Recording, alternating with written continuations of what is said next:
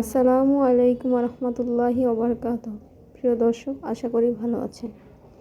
ভাই ও বোনেরা, আমরা অনেক সময় জীবনের কষ্টে ভেঙে পড়ি। মনে হয় সব দরজা বন্ধ হয়ে গেছে, আশেপাশে কাউকে খুঁজে পাই না যে আমাদের কষ্ট বুঝবে।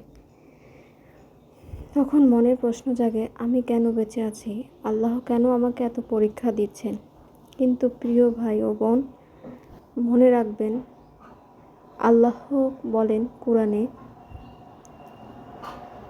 নিশ্চয়ই কষ্টের সাথে রয়েছে স্বস্তি। সূরা আশ-রা আয়াত ৫-৬। মানে হলো, আজ তুমি যে কষ্টে আছো এর পরেই আছে সুখ।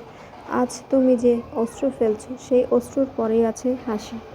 রাসূল সাল্লাল্লাহু আলাইহি ওয়াসাল্লাম বলেছেন, মুমিনের কষ্ট, দুঃখ, দুশ্চিন্তা, রোগ বা কাটার খোঁচাও বৃথা যায় না। আল্লাহ তার মাধ্যমে তার গুনাহ মাফ করে দেন। সহিহ বুখারী ও মুসলিম। তাহলে তুমি যদি ধৈর্য ধরো, তোমার প্রতিটি কান্না আল্লাহর কাছে মূল্যবান হয়ে উঠবে। প্রতিটি হতাশার মুহূর্ত আল্লাহ তোমার জন্য জান্নাতের সিঁড়ি বানিয়ে দেবে।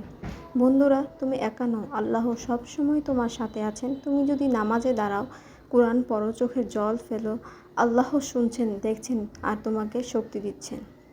হতাশ হও না, ভেঙে পড়ো না, কারণ তোমরা আল্লাহ সবচেয়ে বড় সহায়। তোমার কষ্ট একদিন আনন্দে বদলে যাবে। এই বিশ্বাস নিয়েই সামনে এগিয়ে যাও। প্রিয় দর্শক, ভিডিওটি যদি ভালো লেগে থাকে সাবস্ক্রাইব করে সাথেই থাকবেন এবং ভুল হলে ক্ষমা দৃষ্টিতে দেখবেন।